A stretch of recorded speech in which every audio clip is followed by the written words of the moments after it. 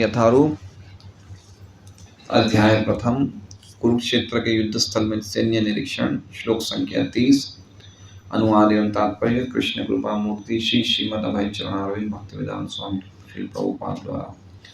न च शक्नोमि अवस्थातुं भ्रमतीव च मे मनः निमित्तानि च पश्यामि विपरीतानि केशव। न नहीं च भी शक्नोमि समर्थ हूँ अवस्थातुं खड़े होने में भ्रमति भूलता हुआ इव सदृश च तथा मैं मेरा मन निमित्तानि कारण च भी पश्यामि देखता है विपरीतानि बिल्कुल उल्टा केशव हे केशी असुर के मारने वाले कृष्ण। अनुवाद। मैं यहाँ अब और अधिक खड़ा होने में असमर्थ हूँ। मैं अपने को भूल रहा हूँ और मेरा सिर चकरा रहा है। हे कृष्ण, मुझे तो केवल अमंगल के कारण दिख रहे हैं। तात्पर्य। अपने अधैर्य के कारण अर्जुन युद्ध भूमि में खड़ा रहने में असमर्थ था और अपने मन की इस दुर्बलता के कारण उसे आत्मविस्मृति हो रही थी। भौतिक वस्तुओं के प्रति अत्यधिक आसक्ति के कारण मनुष्य ऐसी मोहमय स्थिति में पड़ जाता है। भयम द्वितीया विनिवेशतः स्यात्। श्रीमद् भागवतम 11.2.37। ऐसा भय तथा मानसिक असंतुलन उन व्यक्तियों में उत्पन्न होता है जो भौतिक परिस्थितियों से ग्रस्त होते हैं। अर्जुन को युद्ध भूमि में केवल दुखदायी पराजय की प्रतीति हो रही थी। वो शत्रु पर विजय पाकर भी सुखी नहीं होगा। निमित्तानि विपरीतानि शब्द महत्वपूर्ण है। जब मनुष्य को अपनी आशाओं में केवल निराशा दिखती है तो वो सोचता है मैं यहाँ क्यों हूँ। प्रत्येक प्राणी अपने में तथा अपने स्वार्थ में रुचि रखता है। किसी को भी श्री परमात्मा में रुचि नहीं होती। कृष्ण की इच्छा से अर्जुन अपने स्वार्थ के प्रति अज्ञान दिखा रहा है। मनुष्य का वास्तविक स्वार्थ तो विष्णु है या कृष्ण में निहित है। बद्ध जीव इसे भूल जाता है, इसलिए उसे भौतिक कष्ट उठाने पड़ते हैं। अर्जुन ने सोचा कि उसकी विजय केवल उसके शोक का कारण बन सकती है।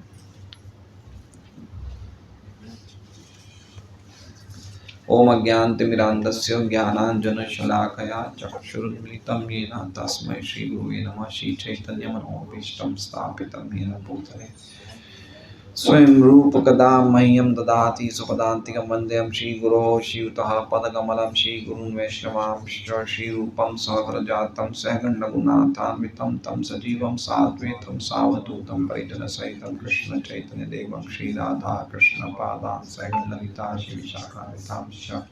हे कृष्ण करुणा सिंधु दीनबंधु जगतपते गोपेश गोपिकाकान्त राधाकान्त नमोस्तुते। तप्त कांचन गौरांगी राधे वृंदावनेश्वरी वृषभानुसुते देवी प्रणमामि हरिप्रिये।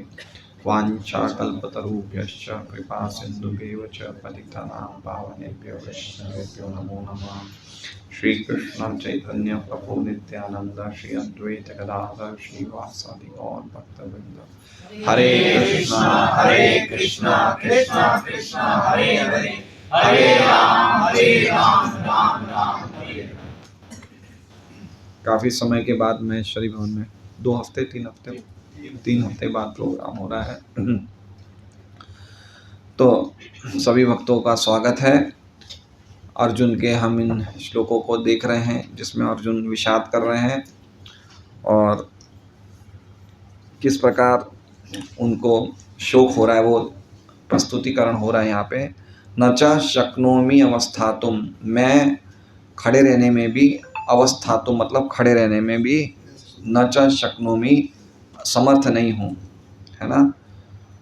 मैं खड़े रहने में समर्थ नहीं हूँ। भ्रमति वच मे मन, मैं अपने आप को भूल रहा हूँ और मेरा मन चक्कर खा रहा है।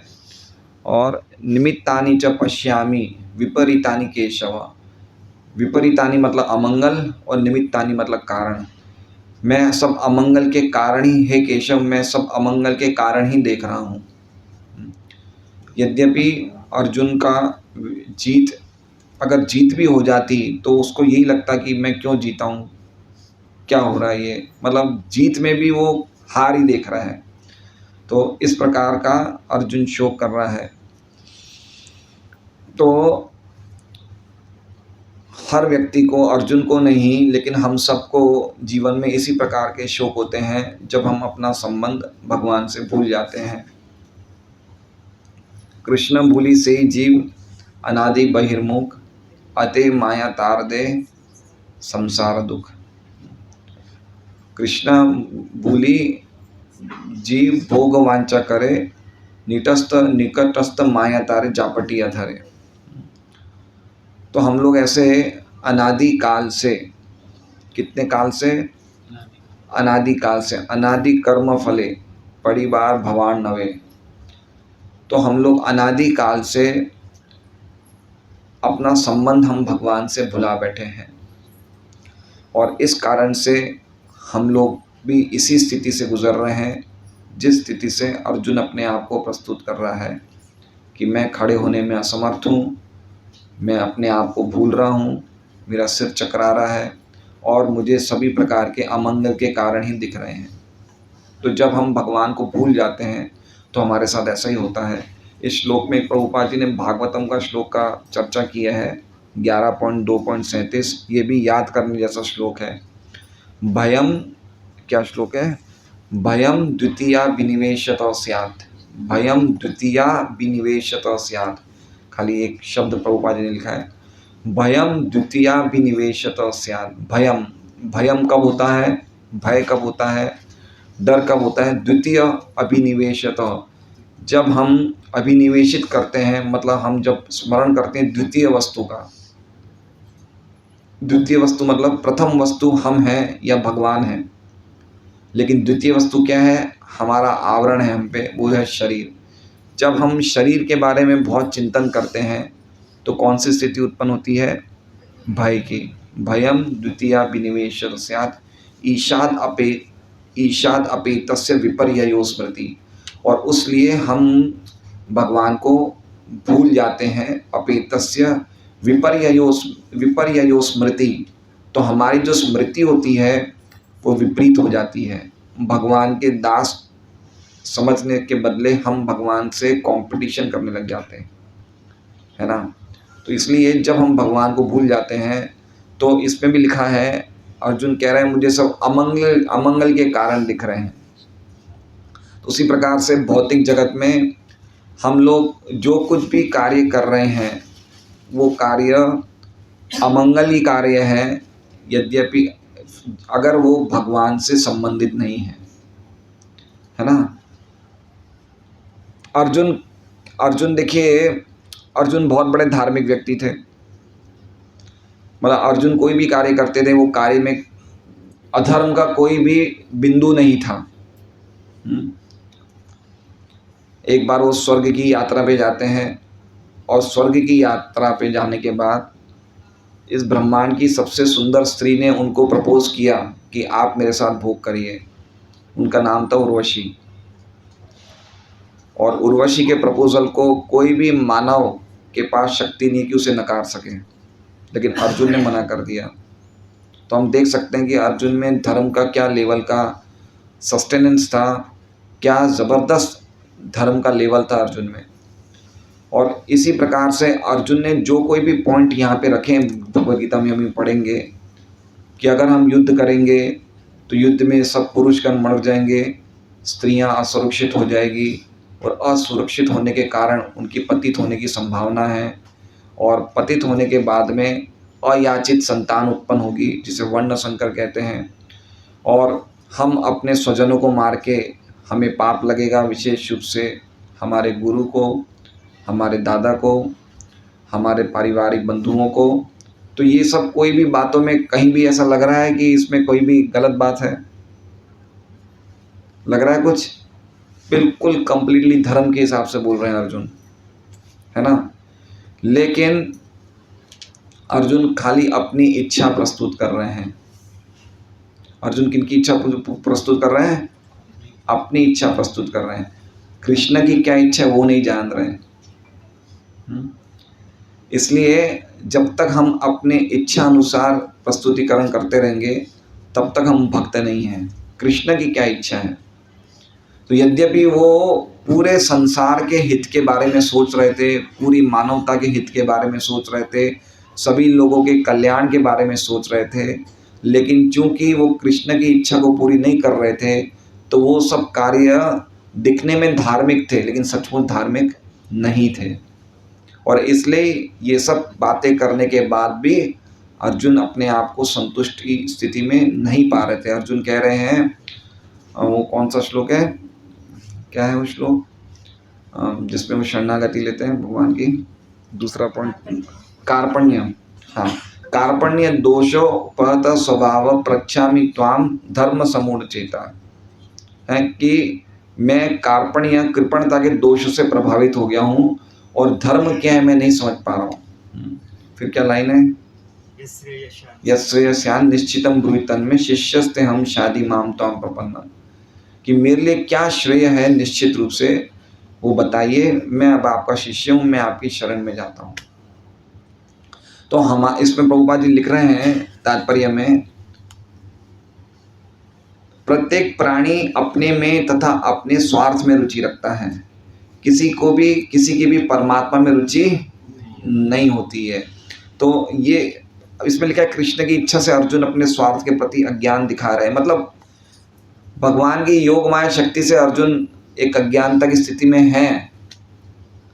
हमारे जैसे सामान्य व्यक्ति मनुष्य की तरह वो अज्ञानता में नहीं है, लेकिन भगवान की इच्छा से कुछ समय के लिए अज्ञानता में थे वो, जिससे कि गीता का संदेश सुनाया जा सके। लेकिन पॉइंट ये कहने का है कि हम लोग सभी लोग इस प्रकार की अज्ञानता में हैं कि हम लोग अपनी इच्छा पूरी करना चाहते हैं, लेकिन कृष्ण की इच्छा क्या है हम वो नहीं जानना चाहते हैं। यही हमारे सबसे बड़ा दुख का कारण है। हम बहुत अच्छे व्यक्ति बनने का प्रयास कर रहे हैं, बहुत अपने आप को एक बहुत ही क्या कहते हैं जेंटलमैन व्यक्ति बनने का प्रयास कर रहे हैं, बहुत ईमानदार बनने का प्रयास कर रहे हैं, लेकिन हमारी इच्छाएं भगवान की इच्छाओं के अनुसार नहीं है तो हम धार्मिक नहीं हैं। ये पॉइंट समझना चाहिए, क्योंकि भगवान क्या चाहते हैं हमसे वो बात जब तक हम नहीं समझेंगे हमारा कभी भी हित नहीं हो सकता है। नते विदुर स्वार्थ गतिम ही विष्णु दुराशयाये भैरर्थमानिना, नते विदु स्वार्थ गति में विष्णु, हम लोग नहीं जानते कि हमारा परम स्वार्थ कौन है, विष्णु है। दुराशया ये भैरर्थमानिना, हमने आशाएं क्या रखी है, दुराशा। दुराशा मतलब हम इस जगत में सुखी हो जाएंगे, ये क्या है, ये दुराशा है। ये कभी भी पूरी नहीं हो सकती है जब तक हमारी चेतना भौतिक चेतना बनी रहेगी कि मैं अपने परिवार के साथ, मैं अपने व्यापार में, मैं अपनी भौतिक जगत की स्थिति में सुखी रहूँगा, तो ये सब अल्टीमेटली विपरीतानी हो जाएगा। ये सब अपोजिट रिजल्ट मिल जाएंगे। हम लोग देखते हैं कि हम लोग कोई भी कार्य हमने किए होंगे तो उसमें हमें अपोजिट रिजल्ट तो मिलेंगे ही मिलेंगे। चाहे व्यापार करेंगे, चाहे विवाह करेंगे, चाहे कोई भी करेंगे, लेकिन हमारे जो रिजल्ट हैं हमेशा अपोजिट मिलेंगे। कि भौतिक जगत में कोई भी व्यक्ति को उसकी इच्छाओं के अनुसार चीज़ें नहीं मिलती हैं।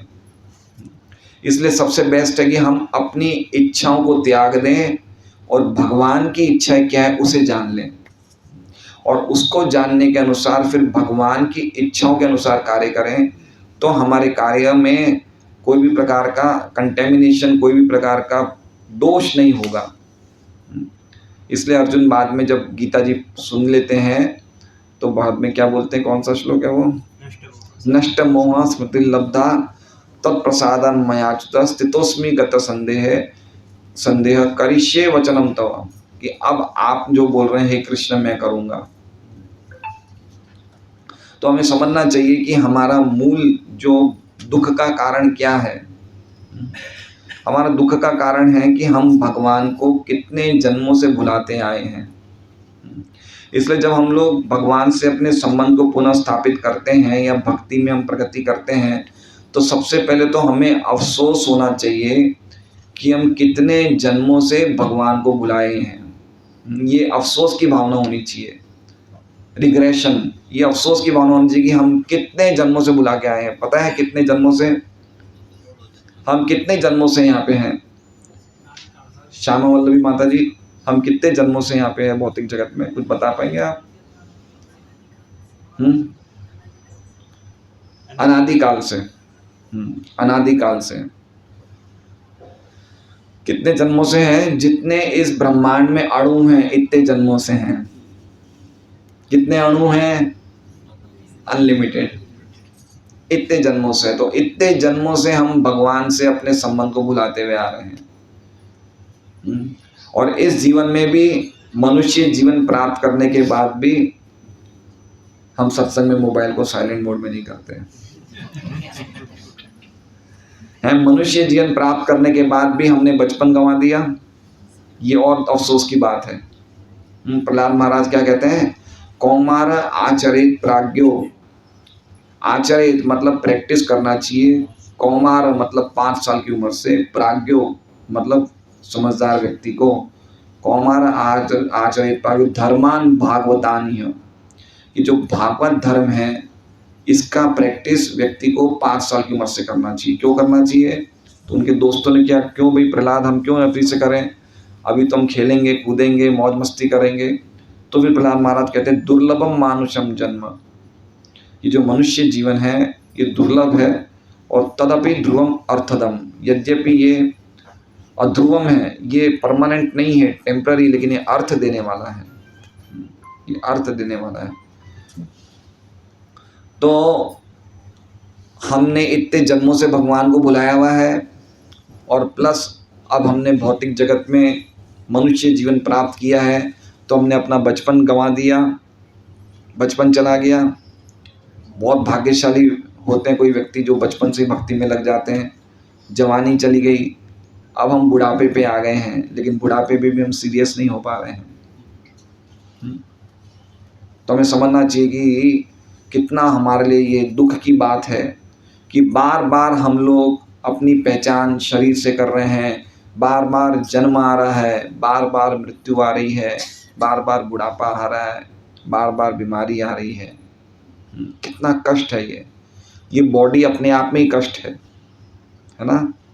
बॉडी का मतलब क्या है? बी मतलब बर्थ है ना, और ओ मतलब ओल्ड एज, डी मतलब डिजीज, और वाई मतलब यमराज, मतलब डेथ।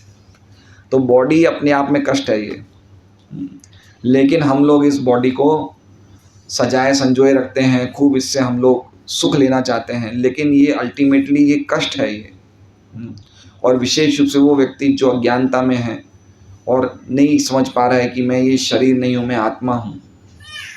तो इसके लिए सबसे ज़रूरी है कि हम लोग एक प्रामाणिक गुरु के मार्गदर्शन में भगवद गीता, भागवत जैसे ग्रंथों का पाठ करें, और साथ में जो कलयुग का विशेष प्रोसेस है, हरे नाम हरे नाम एव केवलम, कलौ नास्तेव नास्तेव नास्तेव गतिरन्यथा। हरे नाम हरे नाम एव केवलम, खाली हरि का नाम ही, और कोई देवी देवताओं का नाम नहीं है। हरे नाम एव केवलम, एव मतलब ओनली, एवं मतलब निश्चित रूप से खाली एक हरि का ही नाम, केवलम कलौ नास्तेव नास्तेव नास्तेव। कलयुग में और कोई दूसरा तरीका नहीं है, दूसरा तरीका नहीं है, दूसरा तरीका नहीं है। गतिर अन्यथा, लेकिन अगर आपने दूसरी गति अपनाई तो रिजल्ट अन्यथा होगा। इसलिए समझना चाहिए कि जब तक हम यह हरि नाम का प्रोसेस पूरी सिंसियरिटी से और पूरे एकाग्रता से नहीं करेंगे, और गीता और भागवत जैसे ग्रंथ नहीं पढ़ेंगे, तो हमारी अज्ञानता नष्ट नहीं होगी। हमें पता ही नहीं चलेगा कि हम ये शरीर नहीं हैं, हम आत्मा हैं, हम एक आध्यात्मिक स्फुलिंग हैं जो बार बार भौतिक आसक्ति के कारण अपने आप को शरीर समझ रहे हैं और शरीर के संबंधियों को अपना समझ रहे हैं। चित्रकेतु महाराज के संतान हुई थी एक, उनके 1 करोड़ पत्नियां थी। कितनी पत्नियां थी? 1 करोड़ पत्नियां थी। और एक पत्नी से महाराज अंगिरा के आशीर्वाद से पुत्र होता है। तो महाराज अंगिरा चित्रकेतु के राज्य में जाते हैं। तो चित्रकेतु के चेहरा उतरा हुआ था। तो महाराज अंगिरा कहते हैं कि आपका उदासी का क्या कारण है? तो चित्रकेतु महाराज ने कहा कि महाराज हमारे पास कोई पुत्र नहीं है। तो उन्होंने कहा ये फल आप लीजिए और आपके पुत्र होगा, और वही पुत्र आपके दुख और सुख का कारण होगा। तो वो इतना खुश हो गया कि उसने दुख और सुख का कारण सुना ही नहीं, उसका तो ये क्या पुत्र होने वाला है। और फिर उनके सबसे प्रथम जो मेन रानी थी कृतद्युति, उनसे पुत्र हुआ। और पुत्र होने के बाद राजा चित्रकेतु इतने प्रसन्न रहते थे कि वो पुत्र के साथ और पुत्र की माता कृतद्युति के साथ वो ज़्यादा विशेष रूप से आसक्त हुए कि भाई इसी रानी ने पुत्र दिया है, तो उनके साथ ज़्यादा आसक्त थे। बाकी रानियों को ऐसा लगा कि हमें इग्नोर किया जा रहा है, दासियों जैसा व्यवहार भी हमारे साथ नहीं किया जा रहा है। तो उन रानियों ने उस बेटे को जहर दे दिया। और जहर देने के पश्चात जब वो बेटा मर जाता है तो राजा और रानी चित्रकेतु और कृतद्युति की ये स्थिति, जबरदस्त स्थिति हो जाती है शोक में कि वो खड़े भी नहीं रह पाते। वो जाते भी गिर जाते थे, बेहोश हो जाते थे। और फिर वापस अंगिरा और नारद जी वापस उनके राज दरबार में आते हैं। और फिर नारद जी उन्हें बोलते हैं क्या बात है? तो बोले नहीं, हमारा एक पुत्र था। तो फिर नारद जी की कृपा शक्ति से वो पुत्र में वापस आत्मा, शरीर में वापस आत्मा प्रवेश करती है। और फिर चित्रकेतु बड़े खुश होते कि मेरा पुत्र जीवित हो गया। तो पुत्र बोलते हैं कि आप कौन से मेरे पिता हैं? किस जन्म के पिता हैं आप? मैं कितने जन्मों से कितने पिताओं को बदल चुका हूँ, तो आप कौन से जन्म के मेरे पिता हैं बताइए। और इस प्रकार की दिव्य ज्ञान की बातें जब वो पुत्र बोलता है तो उसके बाद चित्रकेतु को आत्मज्ञान प्राप्त होता है। और फिर वो पुत्र से वो वापस आत्मा चली जाती है। तो इसलिए बहुत ज़रूरी है कि शरीर छोड़ने से पहले हम लोगों को सबको आत्मज्ञान प्राप्त हो और हमें पता चले कि हमारा सनातन संबंध भगवान से है। हम ये शरीर नहीं है, हम आध्यात्मिक स्फुलिंग हैं, हम भगवान के अंश हैं। और अज्ञानता के कारण हम अपनी पहचान ये शरीर से कर रहे हैं। और इसलिए प्रभुपाद जी इसमें कह रहे हैं कि इसका कारण क्या है? मन की दुर्बलता के कारण आत्मविस्मृति। आत्मविस्मृति मतलब समझ रहे हैं? आत्मविस्मृति मतलब अपने आप को भूल जाना कि मैं आत्मा हूँ, या फिर भगवान को भूल जाना। इससे क्या होता है? मन दुर्बल होता है। क्या होता है? मन दुर्बल होता है। और उसके बाद क्या होती है? भौतिक वस्तुओं के प्रति आध्यात्मिक आसक्ति होती है। तो हम लोग सब लोग भौतिक वस्तुओं के प्रति इतने ज़्यादा अटैच हैं कि हम अपनी आत्मविस्मृति को प्राप्त हो चुके हैं। बहुत ही स्थिति हमारी खराब है, भक्ति में भी मन नहीं लगता है। अब हमारी स्थिति कैसी होगी? हम त्रिशंकु हो गए हैं। त्रिशंकु पता है? त्रिशंकु एक राजा थे, तो शायद विश्वामित्र थे, वशिष्ठ थे, कुछ आपस में इनके झगड़े हो जाते हैं। तो त्रिशंकु को विश्वामित्र स्वर्ग में भेजना चाहते हैं, और स्वर्ग के राजा त्रिशंकु को स्वर्ग में एंटर नहीं देते। तो वहाँ से वो धक्का देते तो नीचे गिरता है, यहाँ से वशिष्ठ ऊपर उनको धक्का दे रहे हैं, तो हवा में लटक गए वो त्रिशंकु। तो हम लोग भी छलांग लगाने गए आध्यात्मिक जगत में, लेकिन अब ढंग से वहाँ भी हम नहीं जा पा रहे हैं और हम यहाँ के भी नहीं। तो हमारी स्थिति भी कैसी हो गई है? त्रिशंकु हो गई है हमारी स्थिति। तो कभी मन लगता है भक्ति में, कभी नहीं लगता है। कभी टीवी देखने का मन करता है, कभी कुछ खेलकूद देखने का मन करता है, कभी बाहर चाट पकोड़े खाने का मन करता है, कभी रीडिंग करते हैं, कभी नहीं करते हैं। तो हम लोग, हमारी जो सरकार है, हम लोग की स्थिति कैसी है? त्रिशंकु वाली है। इसलिए हमारे प्रभुपाद जी कहते हैं ये श्लोक में, तस्यैव हेतु प्रयतेत कोविदो न लभ्यते यद् भ्रमताम उपर्यद। हमें खाली एक हेतु के लिए ही प्रयास करना चाहिए। तस्यैव हेतु प्रयतेत कोविदो, जो कोविद व्यक्ति है, जो समझदार व्यक्ति है, उसे खाली एकमात्र उसी हेतु के लिए प्रयास करना चाहिए जिससे कि उसको आत्मज्ञान प्राप्त हो, आध्यात्मिक शिक्षा प्राप्त हो। तो हमारा विजन, हमारा सब कुछ चेंज हो जाएगा। लेकिन हम लोग उसके लिए प्रयास नहीं कर रहे। हम बॉडीली लेवल से ऊपर उठना ही नहीं चाहते हैं, हम बॉडीली लेवल में रहना चाहते हैं। तो बॉडीली लेवल में रहना है तो फिर हमें वर्णाश्रम के आधार पे भक्ति करनी पड़ेगी, वर्ण और आश्रम के अनुसार। तो हम उस लेवल पे भक्ति करके फिर धीरे धीरे धीरे ऊपर आ सकते हैं। लेकिन पॉइंट ये है कि हमें अल्टीमेटली ऊपर तो आना ही है। ये जन्म मृत्यु जरा व्याधि जो दुख है ये इतने कष्टमय हैं। अभी मुझे कौन बताया, किसने बताया, सुरेश जी ने बताया।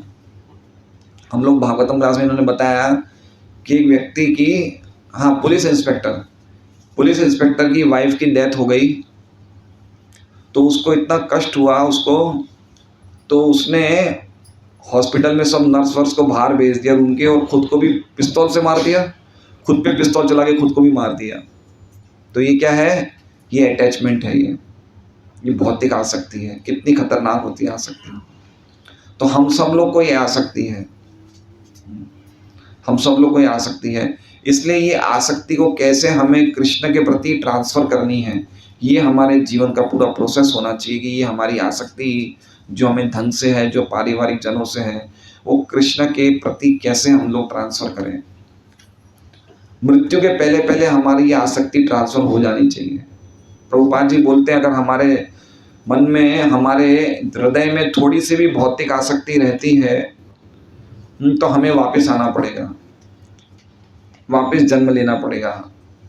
और ये हमें नहीं पता है कि वापस जन्म हमें मनुष्य योनि में, मैं कल 2-3 दिन पहले चैतन्य चैतन्य में पढ़ रहा था, उसमें लिखा था कि कोई व्यक्ति अगर प्रामाणिक गुरु से ढंग से दीक्षा नहीं प्राप्त करता तो उसकी पूरी संभावना है कि उसे वापस पशु योनि प्राप्त हो सकती है। चैतन्य चैतन्यमृत के 15वें अध्याय में मध्य लीला में प्रभुपाद जी तात्पर्य में लिखा है। तो हम देख सकते हैं हमारे सामने छिपकलियाँ, ये कुत्ते बिल्ली, अलग अलग प्रकार की योनियों में कितने जीवात्मा घूम रहे हैं। तो हम लोग एक्सेप्शन केसेस नहीं है, हमें कोई भी योनि मिल सकती है। इसलिए जीव जागो गोरा चांद बोले, क्या है, पिशाची बोले। तो हम लोग सब अभी माया रूपी पिशाची के गोदी में सो रहे हैं हम। इसलिए बहुत जरूरी है कि हमेशा गीता, श्रीमद् भगवद गीता, श्रीमद् भागवतम पढ़ते रहना चाहिए। हाँ, एक बात है, अगर हम डिफेंसिव मोड में रहेंगे तो और ज़्यादा, मतलब हम डर की, हम लोग जैसे डिफेंसिव मोड, मतलब समझ रहे हैं डिफेंसिव मोड क्या होता है? जैसे हम माला करते हैं, जप करते हैं, सुबह उठते हैं, साधना करते हैं, तो ये क्या है? ये डिफेंसिव मोड है। डिफेंसिव मतलब अपने आप की हम रक्षा कर रहे हैं, डिफेंस, अपनी रक्षा कर रहे हैं। किससे? माया से।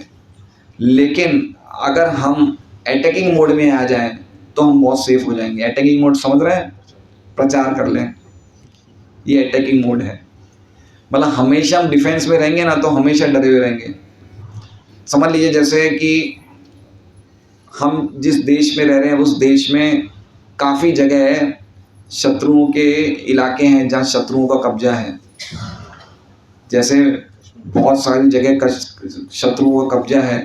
हमें क्या करना है? हमें उन एरिया में जाके उस एरिया को शत्रुओं के कब्जे से हटाना है। इसे कहते हैं अटैक करना। एक तो होगा घर में छुप के बैठ जाओ, तो खाली हम माला करेंगे, रीडिंग करेंगे, तो क्या है ये घर में छुप के बैठे हुए हैं। लेकिन जब हम उल्टा अटैक करेंगे तो हमारी विशेष रक्षा भगवान करेंगे। तो अटैक करना मतलब प्रचार करना, ग्रंथों का वितरण करना। तो जहाँ जहाँ हम प्रभुपाद की पुस्तकें पहुँचा रहे हैं वो जगह हमने माया के शत्रुओं के वो इलाके से उन चीज़ों को, उन लोगों को मुक्त कर दिया है।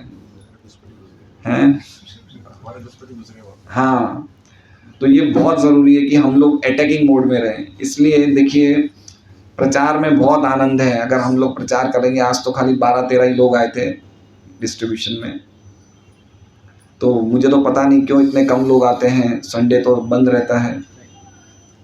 और हमें ऐसे प्रचार करना चाहिए, नगर संकीर्तन करना चाहिए, डिस्ट्रीब्यूशन करना चाहिए, जिससे क्या होगा कि हम लोग थोड़ा सा हम लोग कुछ खुलेआम हम माया के सामने युद्ध छेड़ देंगे तो भगवान हमारी विशेष रक्षा करेंगे।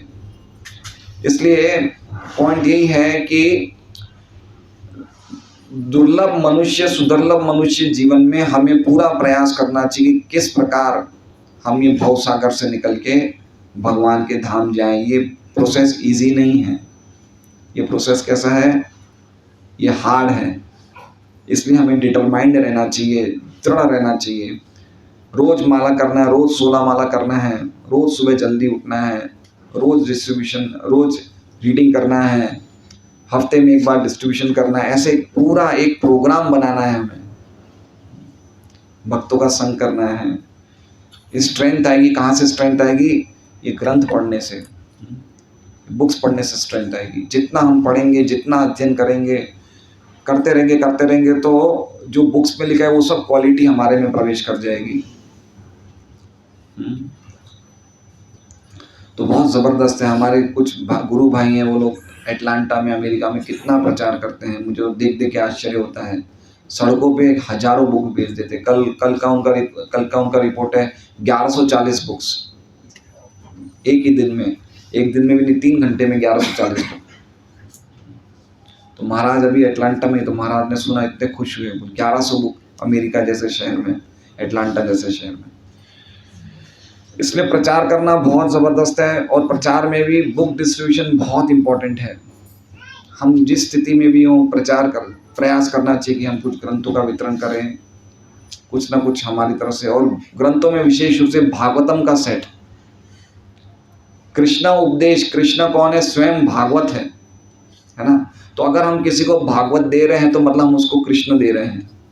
उसके घर में हम किनको पहुंचा रहे हैं? कृष्ण को पहुंचा रहे हैं। इसलिए प्रयास करना चाहिए कि हमें भागवत के सेट बड़ी मात्रा में डिस्ट्रीब्यूट करना चाहिए। और भागवत में इतने इतने वृत्तांत हैं। 4थे स्कंद में दूसरा भाग में नारद जी और राजा प्राचीन ऋषि के वृत्तांत हैं। कितना ज़बरदस्त ज्ञान है। और 5वें स्कंद में भौतिक जगत का जंगल है। क्या अद्भुत ग्रंथ है भागवत। तो हमें प्रयास करना चाहिए कि हम लोग खुद भौतिक जगत में से निकलने का प्रयास करें और दूसरों को निकालने का प्रयास करें। ये हमारा पूरा प्रयास रहना चाहिए। बाकी सब चीज़ें ज़ीरो जा रही है। भौतिक जगत में जो प्रगति है वो प्रगति नहीं है, दुर्गति है। क्या है? दुर्गति है। जैसे मान लीजिए एक एग्जाम्पल देखते हैं कि सुरेश जी ने इस साल 1 करोड़ रुपया कमाया। कितना कमाया? अब 1 करोड़ कमाते ही अगले दिन से 1 करोड़ कम होना शुरू हो जाएगा। सही बात है? सही बात है सुरेश जी? 1 करोड़ कम होना शुरू होगा, नहीं होगा? या समझ लीजिए कोई व्यक्ति ने बहुत जगत में नाम कमा दिया, बहुत प्रतिष्ठा कमा ली, तो जिस दिन उसने नाम कमाया उसके अगले दिन से नाम प्रतिष्ठा कम हो जाएगी, नहीं हो जाएगी? हो जाएगी। सही बात है? आज से 30-40 साल पहले जिनकी नाम प्रतिष्ठा थी अब नहीं है। सही बात है? 30-40 साल पहले जिनके बहुत बड़े व्यापार हैं आज इतने खास नहीं हैं। तो भौतिक जगत में हम जो कुछ भी कमा रहे हैं वो क्या है? वो प्रगति नहीं है। वो क्या है? दुर्गति है। असली प्रगति कहाँ होती है? आध्यात्मिक जगत में, भक्ति में। तो भक्ति में प्रगति कैसे होती है? जो हम भक्ति हमने कल करी है उससे आज ज़्यादा प्रयास करें। डेली भक्ति अनलिमिटेड है, भगवान अनलिमिटेड है, भगवान असीमित है, भक्ति असीमित है। चैतन्य चैतन्य लिखता है, कृष्णदास कविराज गोस्वामी बोलते हैं कि ये जो चैतन्य चैतन्य लिखी है मैंने, ये तो भक्ति रूपी सागर में से मैंने खाली एक बूंद छुई है, एक बूंद बस, है ना। तो भक्ति अनलिमिटेड है, भगवान अनलिमिटेड है। तो हम भक्ति में प्रगति कर सकते हैं, उसके अलावा भौतिक जगत में कोई चीज में हम प्रगति नहीं कर सकते हैं। इसलिए हमें प्रयास करना। इसलिए प्रभुपाद जी श्लोक बहुत, कुछ श्लोक तो अद्भुत हैं। तस्सेव हेतो प्रयतेत कोविदो न लभ्यते यद भ्रमताम उपरि अधम। है, उसी चीज के लिए प्रयास करना चाहिए समझदार व्यक्ति को जो न लभ्यते यद भ्रमताम उपरि अधम, जो भ्रमण करने से ना तो ऊपर मिलेगी ना नीचे मिलेगी। क्या चीज? भगवत भक्ति। और तीसरी लाइन क्या है? तल्लभ्यते दुःखवद अन्यतः सुखम। हम लोग क्या प्राप्त कर रहे हैं? सुख प्राप्त करने के लिए। लेकिन उस श्लोक में कह रहे हैं नारद जी कि जैसे सुख दुख मिलता है वैसे सुख भी मिलेगा। कैसे मिलेगा? कालेन सर्वत्र गभीर रमहसा। काल का जो गभीर, जो उसका जो चक्र की स्पीड है, उससे अपने आप जैसे सुख आते हैं वैसे दुख भी आएंगे। तो उसके लिए क्यों प्रयास कर रहे हो? क्यों प्रयास कर रहे हो? ठाकुर जी को अपने हृदय में स्थापित करने का प्रयास करें। प्रयास तो इन चीजों के लिए करना चाहिए जो चीजें मुश्किल हो। जो चीजें सरल है उसके लिए प्रयास करना, क्या कोई मुश्किल हो? क्या क्या उसमें होशियारी है? हमें मिलेगा ही मिलेगा, जो हमें मिलना है वो मिलेगा ही मिलेगा। हम देखते हैं कोई कोई ऐसे व्यक्ति होते हैं जो बिल्कुल समझदार नहीं होते, उनके पास करोड़ों रुपया होता है। ये देखी दिखाई बात है। हमारे जान पहचान में एक व्यक्ति, पहले पता है वो वीडियो चलते थे, वीडियो पूरी रात भर वीडियो वीसीडी चलते थे और वीसीआर, हाँ, और रात भर के शो के 300 रुपये। तो एक व्यक्ति था हमारे जान पहचान में, नरेश भाई शाह, और वो ये वीडियो आज से 30-40 साल पुरानी बात कर रहा हूँ, ऐसे वीडियो सप्लाई करता था भाड़े पे और 3-4 पिक्चर सप्लाई करता था। वो इतना बड़ा बिल्डर हो गया कि उसके पास 1000 करोड़ की संपत्ति होगी, बताइए। और उससे आप बात करोगे तो उसको पढ़ा लिखा भी नहीं है। नहीं, ये जो जिसने ये बनाया अभिषेक मार्केट, अभिनंदन मार्केट, वो ये साइलेंट जोन जहाँ पे अवल यूटोपी है, इसका बिल्डर इतना जबरदस्त। देखिए, तो हमें लगता है कि कोई व्यक्ति पढ़ा लिखा नहीं है, कोई इतनी होशियारी नहीं, इतना पैसा आ जाता है। तो पॉइंट ये है कि उस चीज के लिए प्रयास करना चाहिए जो चीज हमारे प्रयास से मिलेगी। बाकी जो हमारे दुख और सुख हैं वो तो जन्म से हमारा निश्चित है, उसके लिए प्रयास करने से क्या लाभ मिलेगा? उसके लिए प्रयास करने से क्या लाभ मिलेगा? इसलिए नारद जी ने एक बहुत विशेष स्टेटमेंट दिया है भागवतम में, त्यक्त्वा स्वधर्मम चरणाम्बुजम हरेर भजन अपक्को अत पते तदो यदि यत्र कवा भद्रम अभूत अमुष्यकिम को वार्ता आप तो अभजताम सुधर्मतम। त्यक्त्वा स्वधर्मम चरणाम्बुजम हरेर। अगर कोई व्यक्ति अपने स्वधर्म का त्याग करता है, मतलब अपने शरीर से संबंधित धर्म का त्याग करता है और भगवान के चरणों को प्राप्त करने के लिए भक्ति करता है, सब कुछ छोड़ के क्या करता है? भक्ति करता है, लेकिन भक्ति से भी गिर जाता है। त्यक्त्वा स्वधर्मम चरणाम्बुजम हरेन भजन अपक्वो अत पते ततो यदि। अगर भक्ति में अपक्व है, भक्ति उसकी मैच्योर नहीं है, उसके पहले पते, अगर वो पति गिर जाता है, को वार, तो उसने फिर खोया क्या? और उस व्यक्ति ने क्या पाया? जिसने शरीर का धर्म बहुत अच्छी तरह पालन किया, अच्छा माँ बाप बना, अच्छा पति बना, अच्छा बेटा बना, सब कुछ क्या किया, लेकिन भक्त नहीं बना, उसने क्या पाया? इसलिए अल्टीमेटली हमें समझना चाहिए कि हम जो भी स्थिति में हैं उस स्थिति में रहें, लेकिन हमारी जो भजन होना चाहिए वो स्ट्रांग होना चाहिए, वो हमारा तीव्र होना चाहिए। कैसा होना चाहिए? तीव्र होना चाहिए। वो उसमें गड़बड़ी नहीं होनी चाहिए, उसमें कोई प्रकार का कॉम्प्रोमाइज़ नहीं होना चाहिए। अच्छी तरह जप करें, खूब अच्छी तरह रीडिंग करें, फिर जप करते टाइम आधे टाइम यहाँ देखते हैं वहाँ देखते हैं, ऐसा जप नहीं होना चाहिए। सब कुछ अच्छा होना चाहिए, अच्छी क्वालिटी में। प्रसाद लेना है घर का ही लेना है, उसमें कोई कॉम्प्रोमाइज़ नहीं। टीवी नहीं देखना है, टीवी मतलब भौतिक जगत की चीज़ें नहीं देखनी है, ऐसे बिल्कुल स्ट्रांग होना चाहिए। तो फिर देखिए हमें इस प्रकार का ज्ञान आएगा, आत्मज्ञान आएगा, हमें पता चलेगा, धीरे धीरे हमें रियलाइज़ होगा कि हम शरीर नहीं है। कितनी खुशी की बात होगी। और जब ऐसी खुशी आती है ना, तो मन में करुणा का भाव आता है कि चलो लोगों को कुछ बताएं। लेकिन हम खुद ही प्रगति नहीं करेंगे तो हम प्रचार कैसे करेंगे? प्रचार कौन करता है? जिसके हृदय में कुछ करुणा होती है, कुछ उसकी प्रगति थोड़ी ऊंची होती है, तो प्रचार करता है। लेकिन हम खुद ही डूबे में तो हम दूसरों को कैसे उठाएंगे, बताइए। इसलिए हमें स्ट्रांग होना चाहिए, भक्ति में बहुत स्ट्रांग होना चाहिए, डिटर्मिनेशन होना चाहिए, अच्छी तरह भक्ति करना चाहिए, भगवान के चरणों में पूरी तरह से हमारा जो प्रणिपात होना चाहिए पूरा होना चाहिए, एक प्रामाणिक गुरु के मार्गदर्शन में बहुत स्ट्रांग भक्ति करनी चाहिए। तो हमें जाके आत्मज्ञान प्राप्त होगा, धीरे धीरे हमें पता चलेगा और फिर हमारी भक्ति में और ज़्यादा आनंद आएगा।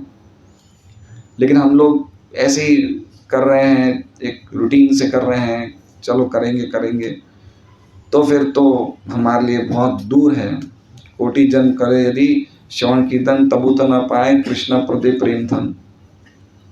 इसलिए बहुत अच्छा है कि हम समझें कि मनुष्य जीवन जो मिला है, महाप्रभु कहते हैं कि जब तक कोई व्यक्ति 1,00,000 नाम नहीं करता तब तक वो मुझे स्वीकार्य नहीं है। कितने नाम? 1,00,000। और भक्ति सिद्धांत सरस्वती ठाकुर भी यही बोलते हैं, उनके काफी शिष्य तो 1,00,000 नाम करते थे। और प्रभुपाद जी ने भी सबसे पहले नियम 64 माला का ही रखा था। तो हमें 16 माला करने पे संतुष्ट नहीं होना चाहिए। हमारा माला पे या बिना माला के हमारा सदैव हरि नाम चालू रहना चाहिए, चालू रहना चाहिए।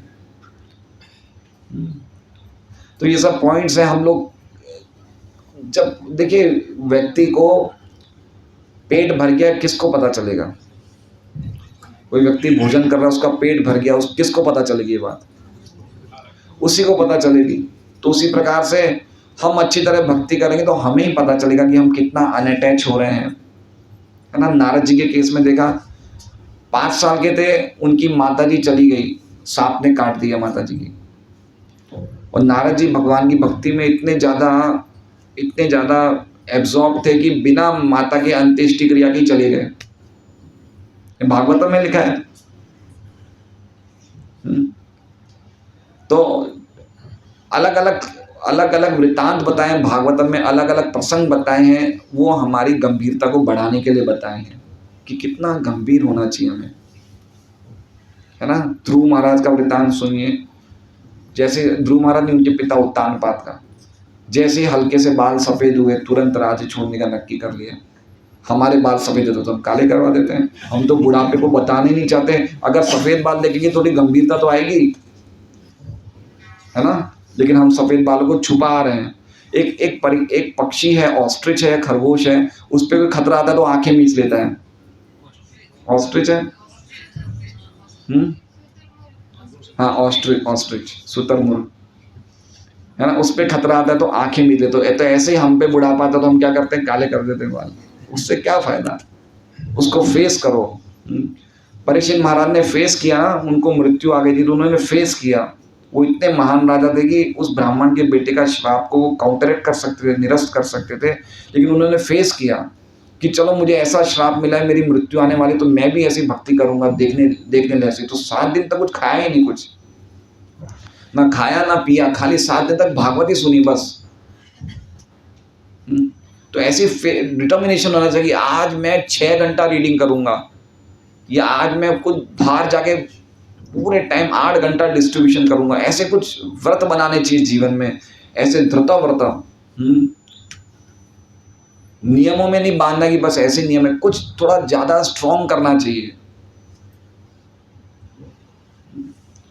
तो पॉइंट ये है कि ऐसे भागवतम में अलग अलग वृत्तांत हैं। उत्तानपाद का वृत्तांत है, राजा प्राचीन भरीषि का वृत्तांत है। प्राचीन भरीषि ने, नारद जी ने इतने अद्भुत उनको आत्मज्ञान की बातें कही कि प्राचीन भरीषि को बहुत जल्दी वैराग्य आ गया।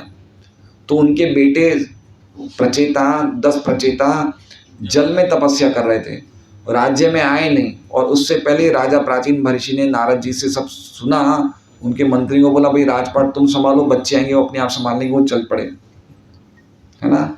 ऐसे राजा प्रियव्रत की सुनिए आप, कथा सुनिए। प्राचीन भरीषि है, खटवांग ऋषि है,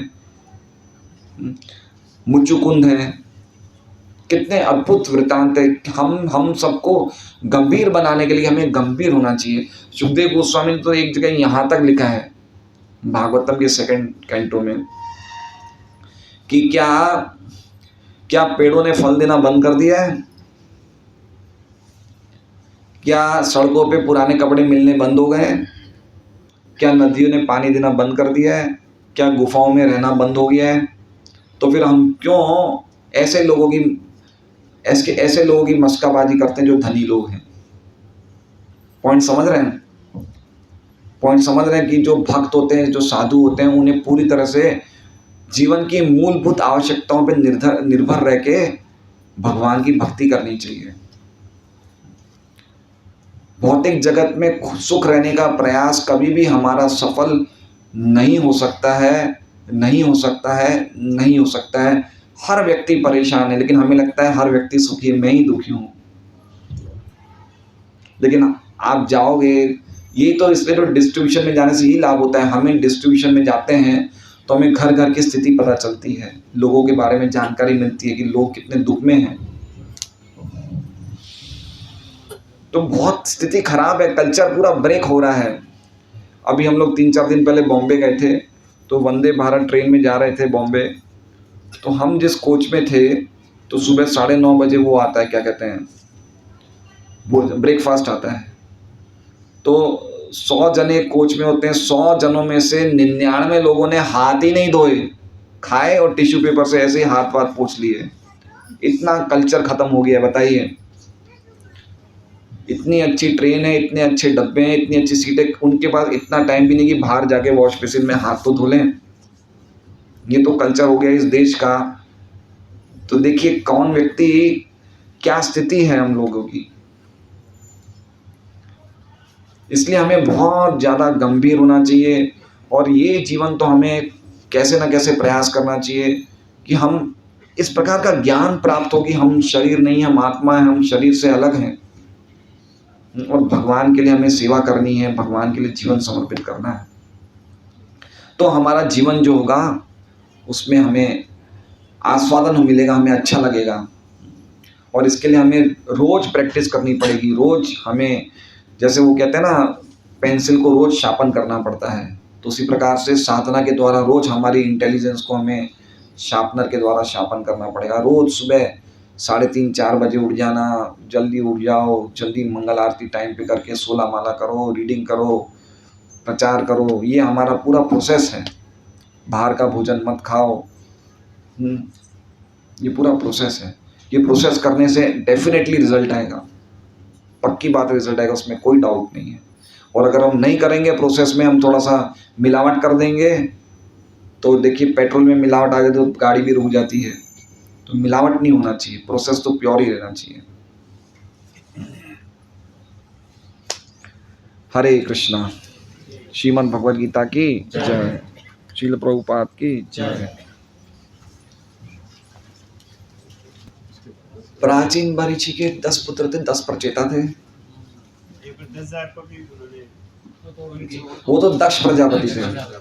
ये जो 10 प्रचेता थे ना, इनका बेटा हुआ दक्ष प्रजापति। और वो दक्ष प्रजापति के बच्चे, 10,000 बच्चे तपस्या करने गए थे अच्छी संतान उत्पन्न करने के लिए। नारद जी ने सबको ब्रह्मचारी बना दिया, और फिर वापस 1,000 बच्चे और भेजे, उनको भी बना दिया।